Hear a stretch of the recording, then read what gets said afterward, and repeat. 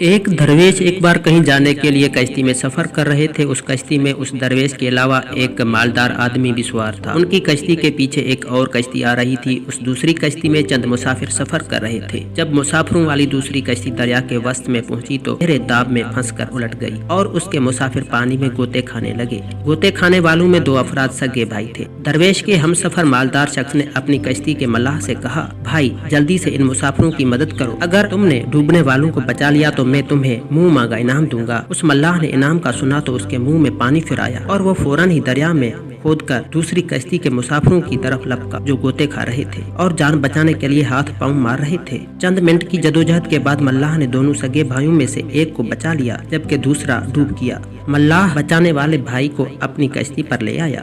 دوسرے بیچارے کی عمر ختم ہو چکی تھی، اس لیے اسے نکالنے میں دیر ہو گئی۔ درویش نے ملاح سے کہا، آپ کی بات سچ ہے۔ ملاح نے ہنس کر کہا، لیکن اسے بچانے کی میری اپنی نیت بھی نہیں تھی۔ آخر اس کی وجہ کیا ہے کہ تم نے ایک کو بچا لیا اور دوسرے کو ڈوبنے دیا؟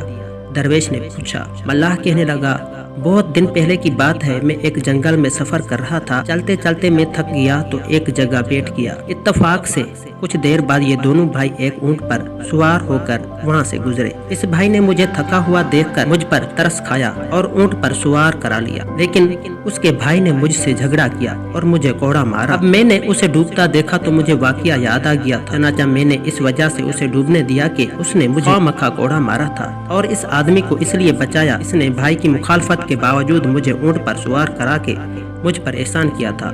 یہ میرا حسن ہے۔ اس ملاح کی بات سن کر درویش نے سوچا کہ انسان ایک نہ ایک دن اپنے کیے کی سزا ضرور پاتا ہے۔ اس کہانی میں یہ سبق ہے، جیسا کرو گے ویسا بھرو گے۔